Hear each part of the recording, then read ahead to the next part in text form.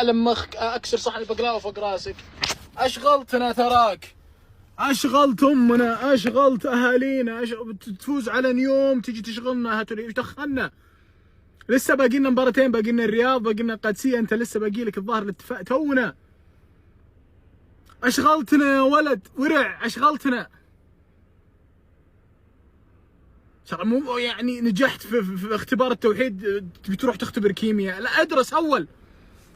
راكب ورا ومشغل دين أمنا، أشغلتنا. هاتوا الهلالي، هاتوا الهلالي، هاتوا الهلالي. وش يعني إذا فزت على الهلال بتاخذ الدكتوراه؟ لسه في فرق 7 نقاط. حومت كبودنا والله لنزلك. ولا نزلك ولا اكسر صح البقره فوق راسك. اسكت، خلنا نعدي ذا الجوله على خير. بعد ما تخلص قبل مباراتنا ب3 4 ايام قول هاتوا الهلالي نسمع. بس ايش ترى احنا قادرين نسوق؟ ما احنا قادرين نكمل طريقنا. لسه الدوري طويل وانت هاتوا الهلال فايز على الخلوع، هاتوا فايز على النجم، هاتوا. ايش دخلنا احنا؟ ايش دخلنا؟ ولد عوض الله من شرنا، ترى والله انك حومت كبودنا خلاص. هاتوا الهلالي، هاتوا الهلالي، هاتوا الهلالي، هاتوا الهلالي، هاتوا الهلالي. جينا ومردغنا، قلت تحكيم لوبي اين الفار؟ ما ابغى اسمع ذا الكلام. روق. ما ادري مين قال لهم انه يعني خلاص تختم اللعبه لا لعبت مع الهلال. لا، لسه الدوري طويل. حلقة الا بالله، دوشنا صدعنا صدعنا. والله نيوم يعني كنت حاط امل فيكم، لكن امل رقدت والله العظيم. نيوم انتم مشروع فعاليات، مشروع احنا ننبسط فيه وزي كذا. اما كوره لا والله، كوره بالعكس. اي احد يجيكم يفلها عليكم يروح. ايش ذا النيوم هذا؟ مو نيوم ولا حرام فيكم خساره الدوله فيكم انتم. ولا ملعبكم في تبوك برد ذولي من جده حر، فازوا عليكم 3-0. ليه 3-0 ليه؟ صاحيين انتم اليوم والله العظيم بدأوا تزعلوني قسم بالله. من يوم اخذت من الفريق هذاك 3 لعيبه من 4 لعيبه من الفريق هذاك وانتم متغيرين. رجعوهم لاصحابهم. الحمد لله لقيت شيء. والله رجعوهم وقولوا ما نبغاهم، ما يعرفون يشتغلون. والله العظيم الاهلي ناويها بياخذ الدوري في عيالهم، عيال بياخذون الدوري في عيالهم، عيالهم يسوونها. والله العظيم توني يا ابن الحلال خلاص. انت تشتغل في الشتاء تطفى في الصيف، نبغى الصيف يجي بسرعه عشان ترجع على وضعك. ابوك لا، طيب عمك لا، خاء لا، ولد عم لا، ولد خاء لا، ولدك لا، نسيبك لا. تحب راسك. والله القواط يقول لك خالك لا، جدك لا، عمك لا، سواكم لا. والله القواط يستقفوا اقول لك. نسيبك لا، اخوك بالرضاعه لا، صيحك ايه.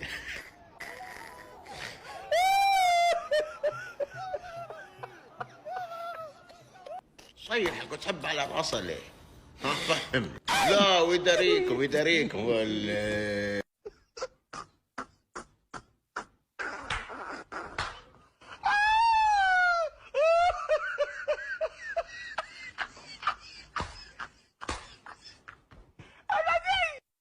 يا اخي غريب الجمهور ذا يا اخي. زعلان على الرجال انه عشان حب راس اقول لك السافي، مو بزعلان على يبتقعد يدنقون حق هذا اقول لك واحد يداريهم معهم. غريب انت يا رجال والله. عشان هلالي يعني زعلان؟ ها عشان هلالي والله مضغوط انت يا رجال. بين قصتك الظهر. شوف لك محتوى ثاني يا رجال غير الهلال. نادي الهلال يرفض تأجيل مباراته امام الاهلي بكاس الملك يوم 27، ونادي الاهلي يوافق على تأجيل هذه المباراة. ايش بكم نادي الهلال؟ يوم 27 رمضان، بالله في بني ادم يلعب كوره في يوم 27 رمضان؟ خلنا نتعبد يا اخي. وبكذا دام في احد الفريقين اعترض، يعني المباراة ستقام في الموعد المحدد في يوم 27 رمضان. يعني الا تبغون نخليكم تعيدون زعلانين؟ الله يصلحكم، نبغى لكم الخير يا اخي. والله صدق كان ودي تلعب بعد العيد يا اخي، تكون لها طعم رهيب يا اخي. يلا بتوفيق ان شاء الله الهرين باذن الله. بوم يا اخوان، إدارة نادي الهلال ما تبغى تأجل لقاء الأهلي والهلال في نصف نهائي كأس الملك. إدارة نادي الهلال يا اخوان تأجيل لقاء الأهلي والهلال نصف نهائي كأس الملك، وإدارة النادي الأهلي توافق على تأجيل لقاء الهلال والأهلي. الهلال ما يبغى يأجل، الأهلي يبغى يأجل. ولعت بينهم يا إخوان، ولعت بينهم. إيش حنسوي؟ متى نلعب؟ متى نلعب يا إخوان؟ التعليقات لكم، أعطونا رأيكم بالتعليقات يا إخوان. إيش رأيكم بالكلام هذا؟ الهلال ما يبغى يأجل والأهلي يبغى يأجل. أعطونا حل يا هو، التعليقات لكم يا حبايب.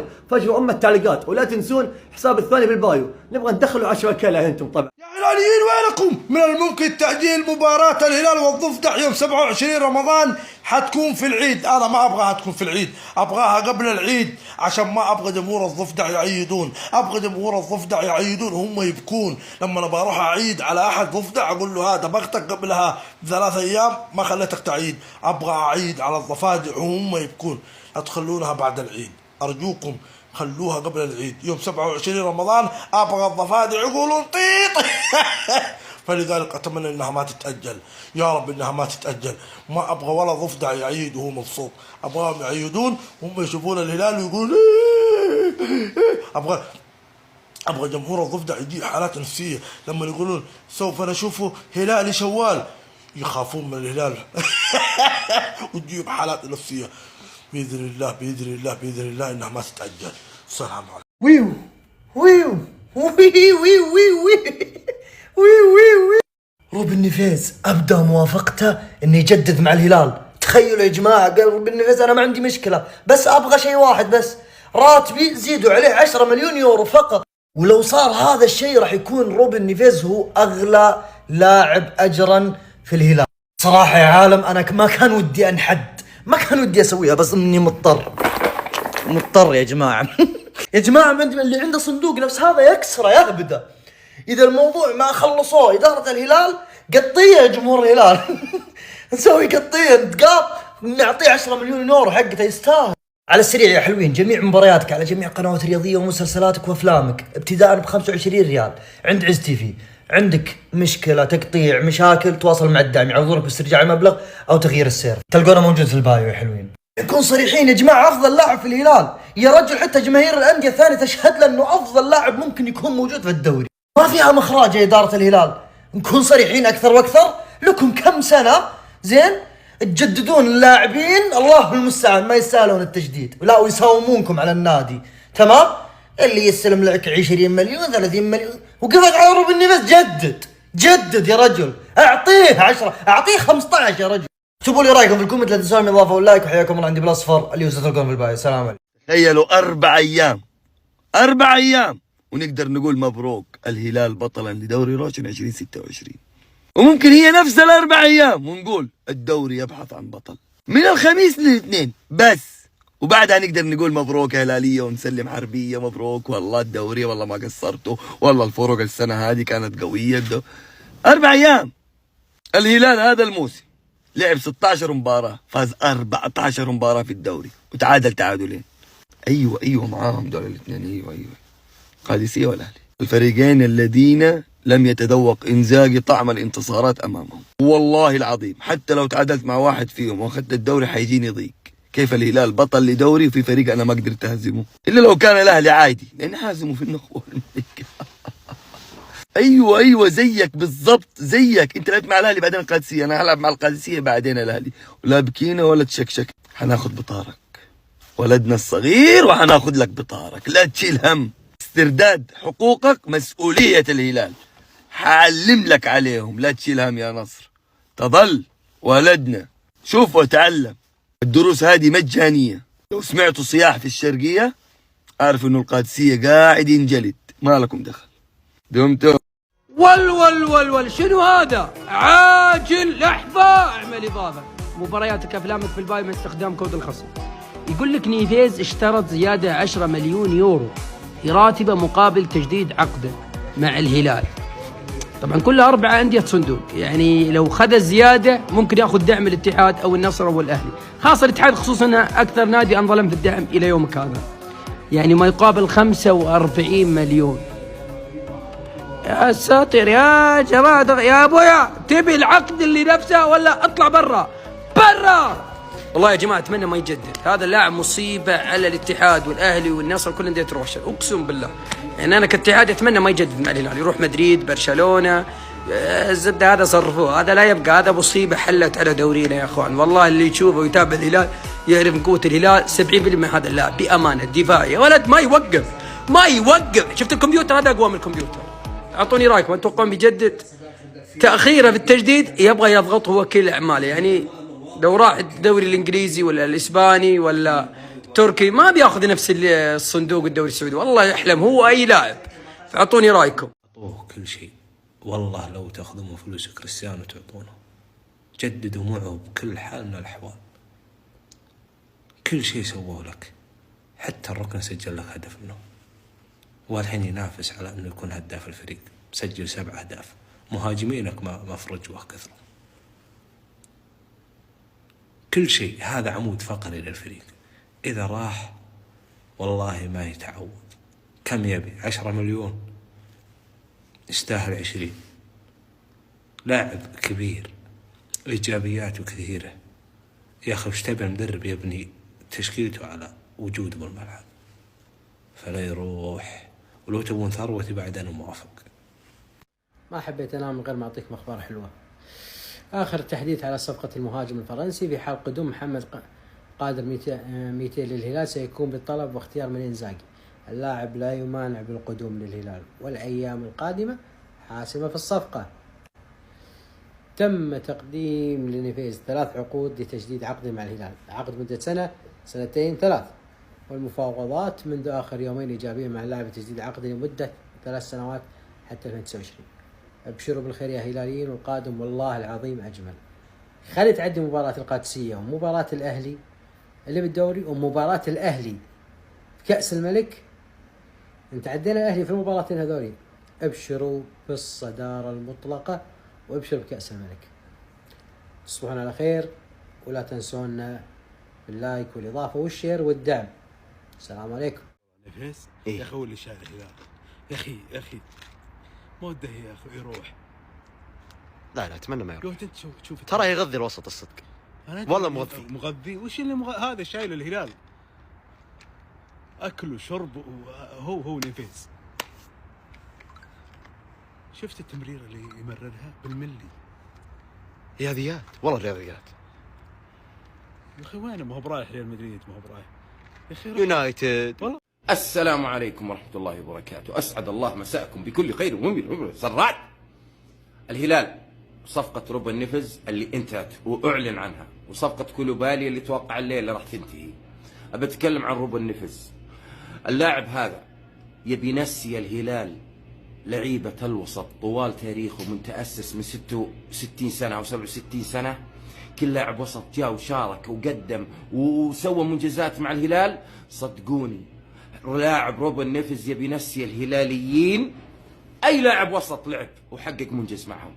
لاعب غير معقول، اختيار مفوق. اهني المفاوض الهلالي اللي راح لهاللاعب هذا واختاره. عمر صغير، دوران سلس، تغيير اتجاه اللعب من احلى ما يكون، قدم يمين دقيقة رهيبة قوية غير معقولة. الشيء اللي كان ينقص الهلال بتسديد الكرات الثابتة جاءهم الآن. لاعب غير معقول، افتكاك دقيق، باصات كثيرة ودقيقة، التحامات ولا أروع، بنية جسمانية. أخذته لاعب ما شاء الله. أتوقع يبي يكون أفضل لاعب، والله أعلم، أفضل لاعب مر على تاريخ الهلال بالوسط. وتذكروا كلامي وأقول عن خبره. صراحة أهنيكم يا الهلاليين على هالاختيار الناجح صراحة. هذا من ناحية روبن نيفيز. ولو بتكلم عنه الآن إلى بكرة ما أوفي حقه كلاعب حصل على أفضل لاعب واعد بالدوري الإنجليزي مرتين تقريبا، ولاعب منتخب مو سهل هالبرتغالي هذا، مخيف. اعملوا حسابكم يا لندي على هاللاعب. سر قوة الهلال منظومة لعيبة الوسط، عنده لعيبة الدائرة، اسناد الأطراف، سرعة الأطراف، هنا تكمن قوة الهلال. الآن يعززها بوجود روبن نيفيز ملك الدائرة. صراحة اختيار ناجح. كولوبالي أنا مسميها الأسد. صفقة تمت بسلاسة ما تتصور. مهما فعلت ما راح أضيع. سلسلة كشف السارق بالأدلة والحقائق سلسلة مستمرة إلى الجولة 34، أو يتقفل حسابي وحادخل بحساب ثاني. نبحث عن الحقيقة ثم العدالة. نبي بطل الدوري، الكل يبارك له لأنه فاز من الملعب، ما هو من برا الملعب. هحاول أنزل مقاطع سريعة أحاول أتدارك فيها جولات الدوري، فحاتكلم في كل مقطع عن 3 أو 4 أو 5 مباريات حتى أوصل للجولة اللي تلعب في نفس الوقت. ثم ححط آلية نمشي عليها جميعا. حاختار 3 محللين تحكيميين من برامج مختلفة. يا عمو انتم المفروض يحطوك بالاتحاد السعودي لكرة القدم ويخلوك تراقب حالات الهلال فقط. هذا يا زعماء عمل لي سلسلة فيديوهات على السلسلة الأولى والسلسلة الثانية وما يحكي عن حالة التحكيم، قال على الأندية كلها، وهو كل فيديو بيحط الأخطاء التحكيمية اللي صارت بنادي الهلال على أساس. يعني هو ما يحكي عن نادي الهلال بس. أنا رح شوف فيك يا عمو نادي الزلقوط تبعك قديش استفاد من مباريات وقديش لهط نقط بحالة التحكيمية. تفرج معنا. احتساب ركلة جزاء غير صحيحة لنادي النصر. ابتداء الحكم أعلن عن ركلة جزاء غير صحيحة، تم استدعاء الحكم من قبل تقنية الفيديو، لم يوفق الحكم لاحقا في اتخاذ العقوبة الصحيحة. هذه يستاهل فيها انذار.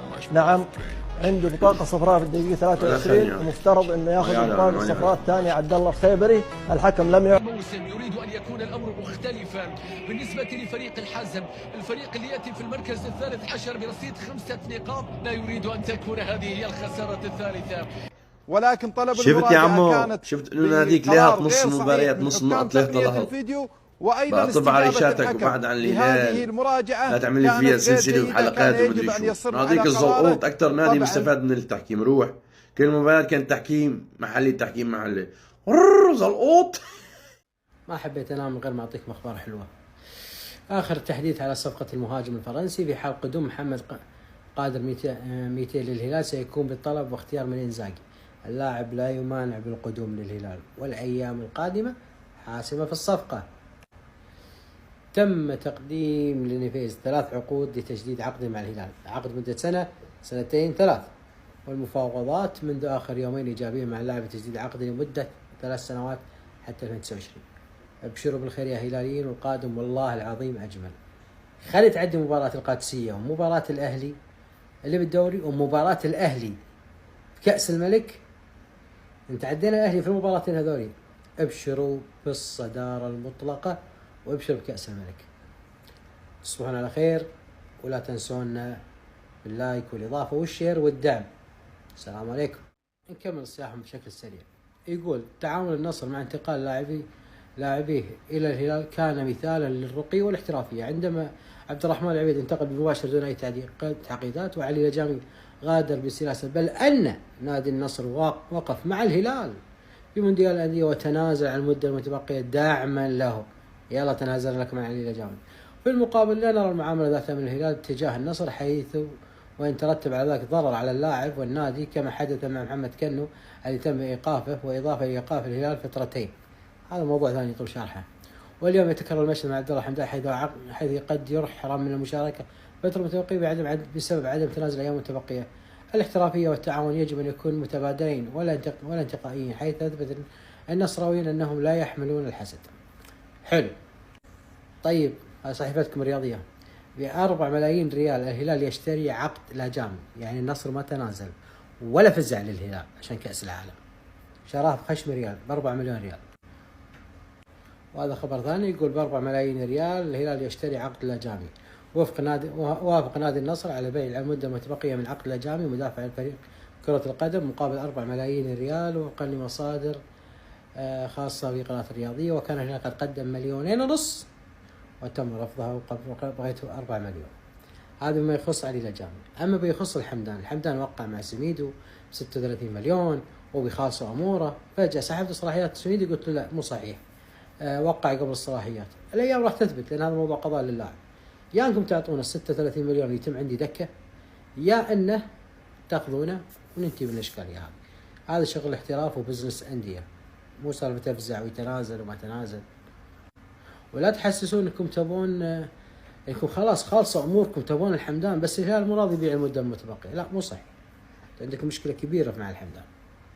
مجرد رأي يسأل، تقول كل سنة تتكرر نفس الفيلم هذا ولا نعلم من أين يأتي ذلك. الشجاع ويجري على تحقيق الشجاع ويجري تحقيق في كيف أصبح الديون هذا النادي بهذه المبالغ الكبيرة، من يسددها؟ لأن سعد السبيعي محامي سابق نادي النصر يقول نادي النصر سدد 200 مليون من ديون النادي. منو اللي سددهم؟ ما ندري. شلون صارت الديون؟ ما ندري. ناديكم كله فضايح ولا يبلان. حبيبي يقول 60 مليون ويدخل يلعب آخر دقائق عشان يعطل اللعب. مستحيل نتطور باللاعبين أشباه مصعب الجبال عقلياتهم نظيفة. حبيبي هذا تكتيك مدرب. هو أنا دافع 60 مليون عشان يلعب معي دقيقتين وأمشي؟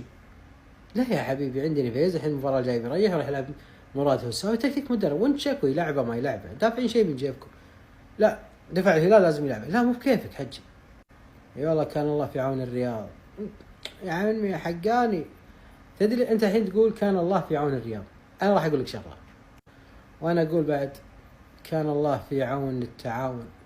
الحكم ماجد الشمراني حكما لمباراة النصر القادمة مع التعاون. وعليكم السلام. وافهم يا فهيم، انت تقول الله يكون بعون الرياض وما حطيت حكم، احنا حطينا لك هذا حكم مباراتك الجايه. شوف اللي عندك بعدين تتكلم. شوف من يقيم اللعيبه. حيدر عبد الكريم كلف النصر 426,000. مراد كلف 40 مليون. مراد هوساوي كلف الصندوق 40 مليون يورو. شوف الكذبه، شوف الكذبه يا ناس، شوف الكذبه. مراد هوساوي عقده مو باليورو ولا كلف 40 مليون يورو وبلا كذب. مراد هوساوي إذا ما يضيع عقده تقريبا شو اسمه والله نسيت، تقريبا 45 مليون ريال، لا هو تقريبا 60 مليون ريال تقريبا. حلو على 3 سنوات. وكمستوى فني النجم العراقي أفضل من مراد هوساوي مليون مرة. كدعم مالي الهلال يحصل على دعم أكثر من النصر مليون مرة. أبي مبدأ العدالة والمساواة. أول شيء الهلال دعم الوليد بن طلال، كل الصفقات من الوليد بن طلال نرد نعيدها بدال مرة مليون مرة. لكن أنتم تبون تروجون الفكرة هذه عشان تثورون ربعكم وتسكتون جماهيركم. خلاص لاعبكم الله يهنيكم فيه، ما حد احنا ما ذكرناه لكن أنتم فيكم غبنا يعني ما شو أسوي لك أنا. وش الفرق بين اللقطتين عشان أعرف ليش لهم هدف وللنصر تحسب تسلل؟ أول شيء طلع الصور واضحة وخلك حقاني وتكلم برياضية وافهم الكورة أول بعدين تعال تتكلم. تطلعها بزاوية ما هي صحيحة وتتهم الهلال إنه هدفه متسلل، وانتو طلع لكم اللعبة الصحيحة إن هذه القراءة الصحيحة متسللين. لكن أنت يعني ده السيتي ها الهلال هزمه قلت لي تمثيلية، تبي تقتنع بهدف الهلال أو بلنت الهلال؟ روح الله يستر عليك أنت الهلي، أنت واقف عند محلات مسكرة طالع لي أخبار الهلال عشان تعلق. الله يستر عليك.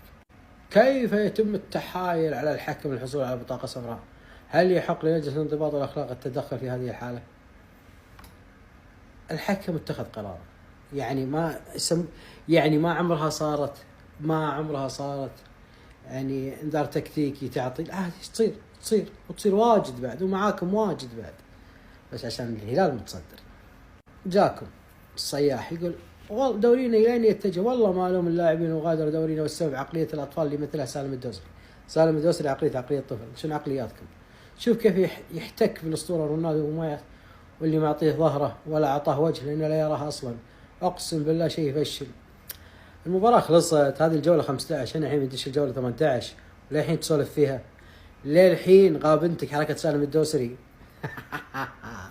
اللاعب انصاب وراح يلعب بكرة وانت الحين تسولف. الله يعينك بس على موت سالم، أقسم بالله أنه يلعب فيكم خالطكم خالد سالم، رافع ضغطكم مليون. خليك صيح. التغريدة هذه ركز عليها ها، شوف كم واحد منزلها. بندورة منزلها يقول المستفيد الأول كان الله في العون الهلال المستفيد اللي يستحق. طبعا هذه خالد شنيف ها اللي قلت عن الأخطاء التحكيمية والحكم الأجنبي. شوف الحكم الأجنبي الهلال أكثر الفرق اللي لم تحسب له ركلات جزاء، الهلال رقم 1. أكثر الفرق التي يحسب لها كرت أحمر الهلال. نفس القائمة ونفس الشيء تمام. سانديو ماني اللي مكسر العالم ليش ما حسبتوا عليه؟ سانديو ماني شالع الركب ولا حد كلمه. نفس الخطأ اللي تدخل عليه شو اسمه الناصر على اللاعب نفس الخطأ. ثاني يوم طرد فيه إيبانيز في قبل مباراة النصر من الحكم البلوي، هو نفسه. الركبة مالت العقيدي اللي كسرت ضلوع اللاعب الأخدود اللي ما أخذ فاول، والحكم البلوي ما أخذ عليها كرت ولا عطى. ليش؟ إذا حكامك يشوفون الأخطاء ولا يعطون كروت، طبيعي الإحصائيات راح تسمها كذي. طبعا هذه رقم 2 نفس الشيء، نفس المسج والكل يغرد. رقم 4 نفس الشيء، وهذا نفس الشيء. رقم 3 روح عليك الحساب ودش معاهم راعي الهلي، مستحيل ما يدش في ضمن الجروب عشان يصيح وياه. 4 كوبي بس نفس التغريدة. الله يرفع حالك يا بندر. صايح تعاقدات الجار محلية وأجنبية ويوقع محلي ولا مبالغ فلكية، وآخر واحد 40 مليون دولار وقيمته السوقية 6. طبعا هذا قصده محمد اللاعب الفرنسي. هلال عرض 40 مليون. فلوسنا من جل على عرضه 60 مليون. جواو فيليكس رايح نادي فيونكا ب 3 مليون، انتوا وقعتوا معاه ب 35 مليون، جاكم طاير دش معاكم التمرين في المعسكر قبل لا يفحص. من 3 مليون ل 35 مليون جاي عشان الهلال. طبعا الاخوان اللي يرثى لحالهم، لماذا لا يخرج احد يقول لنا ما هي الاسباب التي جعلت هذا الفريق يتمتع بهذا البذخ والرخاء ووصل لحد التضخم اجراء تعاقدات التي ابرمها دون البقيه. والثاني يقول النصر اخرجوه من الصندوق وارجعوا الى ابناء. والله ودنا يخرج بس هو مريح بالصندوق، وانا اتحداك اذا طلع من الصندوق يقدر يقعد كريستيانو ساعه واحده. كريستيانو ما يقعد بالنصر، لان ثاني يوم النصر راح يقفل بابه ما يقدر يسدد لا معاشات كريستيانو ولا اللعيبه اللي عنده، فخله بالصندوق ابرك. وبخصوص الاخ اللي فوق قلنا واعلنا الوليد بن طلال المالك المستقبلي لنادي الهلال، الوليد بن طلال. وما شفت شيء، بيجيك شيء ثاني بعد عدم تساوي الدعوم وتجميد الصلاحيات وابعاد ابناء النادي وسيطره اللوب الازرق على نادي النصر. افضل قرار الخروج من الصندوق الازرق واعاده ابناء النادي بعد. الحين الصندوق سدد ديونك اكثر من 300 مليون، جاب لك كريستيانو، جاب لك صفقات اول الموسم ما تحلم فيها، تقول منتخب جواو فيليكس وكومان ومارتينيز وطيارة كسر رايحه راده وعطاك. شو يسوي الصندوق اذا سدد ديونك بالملايين وجاب لك تعاقدات ما تحلم فيها وجاب لك لعيبه ما تحلم فيهم، وفوق هذا جبت له ايقاف مرتين وشكاوي بالفيفا ولا نفع فيك؟ طب شو يسوي لك الصندوق؟ شو يسوي لك اكثر من كذي؟ ماكو فايده فيك. هذا زيد وهذا خلاقينه. تبي تتابع مبارياتك أفلامك مسلسلاتك بجودة عالية؟ تطبيق ارحب تيفي، الرابط بالبايو والكود بالصورة. لا تنسون انه ينزل على الشاشة وبدون تقطيع. السلام.